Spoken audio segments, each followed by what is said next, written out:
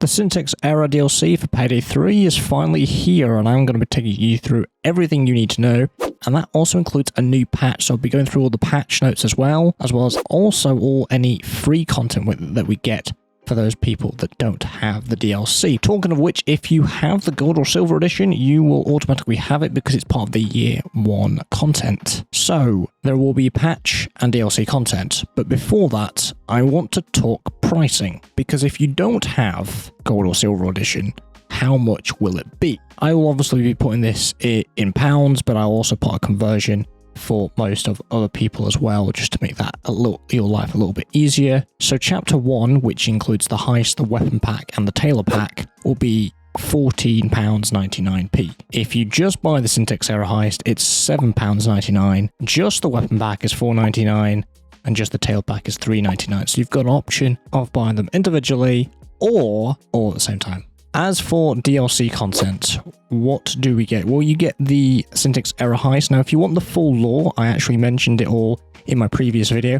I'll link it in the description below and put a card up top. There will be a couple of points that I'll say this to, because I have already covered it before. So the general consensus of this new heist is it's a massive data center in the heart of New York that holds valuables that the Payday gang wants and contributes to the story and the lore. As for the weapon pack, you get the WAR-45 SMG, which is a high power, low fire rate. You get the FSA 12G shotgun, which is a medium power, high fire rate magazine loaded shotgun, and the FIK 22 TLR, a low powered, high fire rate, high accuracy marksman rifle, as well as a BSOD sticker and a whistleblower charm. As for the tailor pack, you get a few things. So under masks, you get beta tests, a Poindexter, Overlord and Commander 53 masks. You also get Digital Ops, Disgrunted Worker, Mr. IT and Urban Runner outfits, and you get a Pulse Check, Make History, Strike Force and Hard Knuckle gloves. For those people that are interested in the free content, obviously as a reminder, you're able to join DLC heists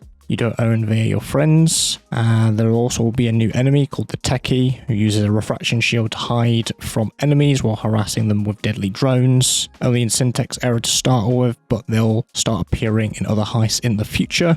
And you also get the free Scrambler skill line, which basically counters this new enemy and focuses on ECM jammers, hacking and causing chaos, basically. I have a full breakdown of what every single skill point does in my previous video. It's that same video that I'll link in the description below for those that are interested.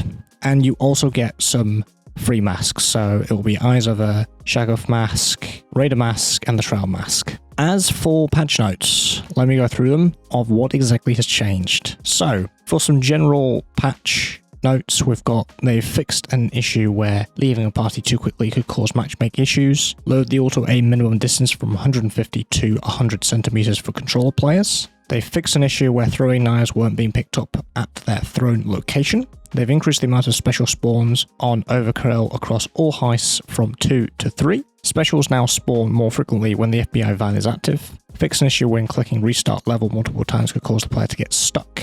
They've implemented several fixes to prevent disconnections during heists. As for balance, they have now added armor repair kits to the game. So armor repair kits serve as a weaker version of the armor bag. Interacting with a repair kit will repair your damaged armor chunk, but it will not resolve lost armor chunks. They can be obtained by trading hostages between assault waves. Hostage trades will alternate between giving you first aid kits and armor repair kits. Dozers will also drop armor repair kits upon death, and in the future they will place armor repair kits in levels the same way players can find first aid kits and ammo. As for skills, they've done some changes. So collateral control in the sharpshooter line now also includes environmental hazards. This means that things like fire extinguishers, explosions will not damage you, crewmates or civilians. And what they've mentioned about this skill is they didn't feel that it was entirely worth the skill point. Both players and devs have killed many civs with fire extinguishers and red barrels, so they basically felt that this change was appropriate. As for solid in the enforcer line, they no longer prevents melee damage from the dozer. It will still let you ignore the stagger effect though, and this was an unintended bug with the skill. It was never meant to prevent damage. And they've updated the Negotiator, which is the manipulator skill, to reflect the implementation of armor repair kits. As for weapons, the speed at which you pick up sentry guns now depends on whether the sentry turret has overheated or not. Sentry turrets that have not overheated take 1 second to pick up, down from the previous 2 seconds. Sentry turrets that are overheated take 2.5 seconds to pick up, from the previous 2 seconds. And what they mentioned about this is saying that sentry turrets, they're in a good spot, but they wanted to reward players for redeploying them before they break, hence this slight change. They've also fixed an issue where sentry turrets could despawn when placing them on the railing outside the house of Cookoff. Now let's talk enemies. Now I'm going to quote what the devs have said about enemies, and I quote this: "We still have more work to do on the techie before we are comfortable putting her in all heists in the game. While most of our work is focused on making drone air navigation work across the entire game, we also plan to add a second drone type that the techie can spawn, as well as other gameplay tweaks. In the meantime, please use this opportunity to give us feedback on the enemy. Let us know if you find it too difficult, too easy, or if you feel anything else should be addressed before she's added to other heists." So this is the new enemy. The techie is only available on syntax error and will spawn in the heist during loud gameplay and find a hiding spot. Once hidden, the techie will set up a refractor shield to obscure her location, and while hiding, combat drones will spawn on the map and attack players. The closer players are to the techie, the more intense the glitch effect on the player HUD will be. Use this to pinpoint the techie's hiding spot. Activating an ECM jammer will destroy all drones and prevent new ones from spawning for as long as the ECM is active. Players can use the Scrambler base skill to hack combat drones to fight on their side for 6 seconds before self-destructing, and there is a known issue that player sentry turrets can currently target combat drones. This will not be the case once the techie is available on all heists. I also have another quote from the developers about other things in relation to overkill, and it says as follows: "In order to increase the pressure on overkill, we've adjusted the health damage specials due on this difficulty and increased the amount of specials that can spawn. This makes mistakes more deadly.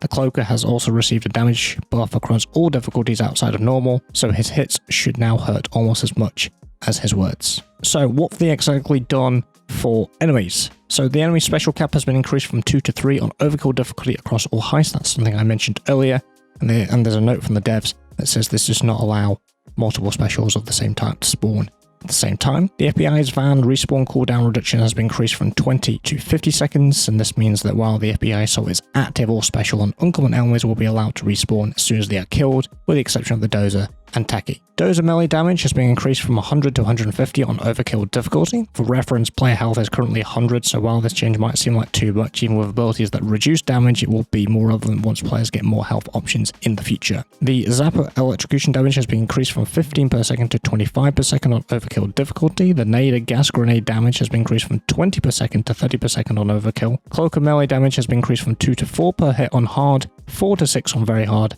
and 6 to 15 on overkill difficulty, and dozers will now drop armor repair kits when killed instead of first aid kits, as I mentioned earlier, and players can't take zappers as human shields anymore, and this was a bug as it was only really for first responders. Guard, SWAT and heavy SWAT are intended to be human shields, and they know that the zapper's weak right now and he's not supposed to be that weak. As for UI changes, they've updated the skill description of the sharpshooter collateral damage to add an environmental hazard, such as explosive placed in the levels that I mentioned earlier.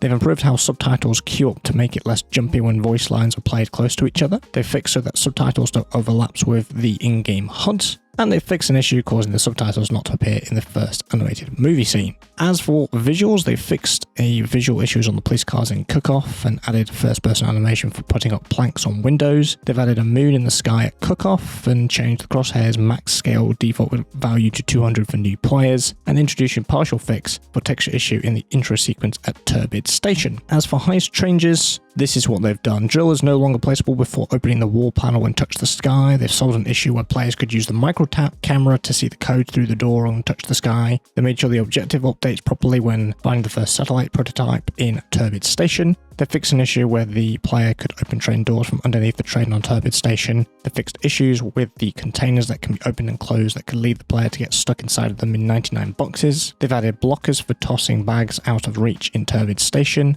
Various minor visual bug fixes for Turbid Station as well, and they've adjusted so the SWATs don't climb over a fence when they can walk just next to it in 99 boxes. Loot bags can no longer be thrown out of reach near the stairs leading to the train yard at Turbid Station, and they've added a missing collision on stone slab over the door in Turbid Station. They've removed an invisible collision inside Cook-Off House that was causing navigational issues, and adjusted some lights inside the trains at Turbid Station so they don't turn off when looking at them in certain angles. They've also added a collision to parts of the train that was missing, and fixed an issue where a cloaker could kick the player through the vault in Rock the Cradle. And finally, known issues. The preview of weapon modding doesn't update when modding a weapon, and overkill weapon will disappear when going through the skylight of Touch the Sky, and the van can disappear from Cook-Off under certain circumstances. They are currently working on a solution but couldn't implement it before this current update. That's it. That's everything that you need to know about the latest patch, about what's with the DLC,